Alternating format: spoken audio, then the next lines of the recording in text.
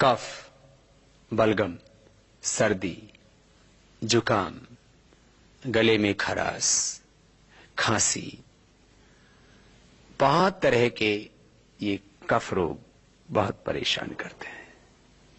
किसी किसी को तो एक बार खांसी हो गई तो एक एक महीना, दो दो महीना बीत जाता है, खांसी ठीक ही नहीं होती। उसके लिए कई तरह के सिरप पीते रहते हैं। और ये जो कफ सिरप जितने भी आते हैं इनमें भयंकर केमिकल्स होते हैं। एलोपैथी का तो कफ सिर्फ यदि बच्चे ज्यादा मात्रा में पी लेते हैं तो कई बार मौत तक हो जाती है। पिछले दिनों में जब कनाडा गया हुआ था तो मैंने देखा वहां जॉनसन एंड जॉनसन कंपनी के ऊपर काफी लोगों ने केस किए थे और उनको बहुत बड़ा हर्जाना देना पड़ा, क्योंकि बहुत से बच्चों की मौत हो चुकी थी कफ सिरप पीने से। बच्चों को इन कफ सिरप से बचाइए, बच्चों को च्यवनप्राश खिलाइए। बच्चों को यदि जो है खांसी हो गई तो उनको श्वासारी लिक्विड हम बनाते हैं प्रवाही पीने के लिए, वो सिरप पिलाइए, आयुर्वेदिक सिरप। पहले माताएं जो है मुलेठी बच्चों को बनफसा, बासा, तुलसी, अदरक ही पिलाया करती थी। अब भूल गए हम अपनी परंपरा। तुलसी के पत्तों का रस एक दो बूंद, अदरक का रस एक दो बूंद, थोड़ा सा शहद मिलाया, चटा दिया, ये खांसी के लिए बड़ा उपयुक्त होता है। जिनका भी गला खराब रहता है, मुलेठी, काली मिर्च, मिश्री मुंह में डालकर के चूसने, ये गले के लिए बहुत अच्छा होता है।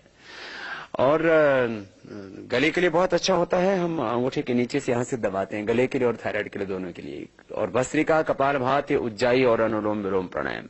प्राणायाम का सीधा असर हमारे रेस्पिरेटरी सिस्टम पर पड़ता है। चाहे भस्त्रिका हो, कपालभाति हो, उज्जाई हो या अनुलोम विलोम प्राणायाम हो, सीधा हमारा रेस्पिरेटरी सिस्टम स्ट्रांग होता है। जिसका रेस्पिरेटरी सिस्टम स्ट्रांग होता है उसको कफ की कोई प्रॉब्लम हो ही नहीं सकती है।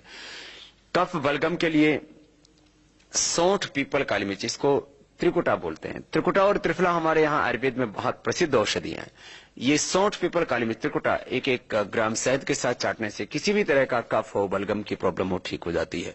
और बहुत क्रोनिक कफ होने पर 20 ग्राम त्रिकुटा, 20 ग्राम से 25 ग्राम सितुपलादी और 20 ग्राम स्वासारी, 5 ग्राम अबरक भस्म, 5 ग्राम प्रवार पिष्टी, 10 ग्राम अमृता सत। और बहुत क्रोनिक है तो 2-3 ग्राम स्वर्ण संत माती इसमें मिला देते हैं और ये शहद से 1-1 ग्राम चटा देते हैं। तो कैसा ही कफ हो, कोल्ड हो, सर्दी हो, जुकाम हो, पुराने से पुराना नजला हो, ये सब का सब इससे ठीक हो जाता है। आयुर्वेद में तो बहुत औषधियां हैं कफ बलगम के लिए, लेकिन तुलसी ऐसी ही सुबह आप 2-3 पत्ते आप खा लेते हैं तो ये आपके कफ के लिए बहुत अच्छी होती है। दूध में हल्दी डाल करके लेते हैं, ये कफ के लिए बहुत अच्छी होती है। दूध में 1-2 बूंद शिलाजीत ले लेते हैं, ये कफ के लिए बहुत अच्छी होती है। 1-1 चम्मच च्यवनप्राश, वो ओरिजिनल च्यवनप्राश होना चाहिए, जैसे हमारे ऋषि मुनियों ने बताया, महर्षि चरक ने, महर्षि सुश्रुत, धन्वंतरि आदि ने बताया, वैसा च्यवनप्राश होना चाहिए। वह भी आपके रेस्पिरेटरी सिस्टम को बहुत स्ट्रांग करता है और कफ बलगम से आपको बचाता है। जिनको भी कफ की प्रॉब्लम है, मोटापा है, पेट खराब रहता है, वो गर्म पानी पिया करे। ठंडा पानी पीने से भी कफ की प्रॉब्लम बढ़ जाती है। और जिनको कफ की प्रॉब्लम है वो चिकनाई से बचें, चिकनी चीजों से बचें, घी और तेल से बचें, दूध में भी हल्दी डाल करके लें और चाय के तौर पर आप दिव्य पेय का सेवन करें।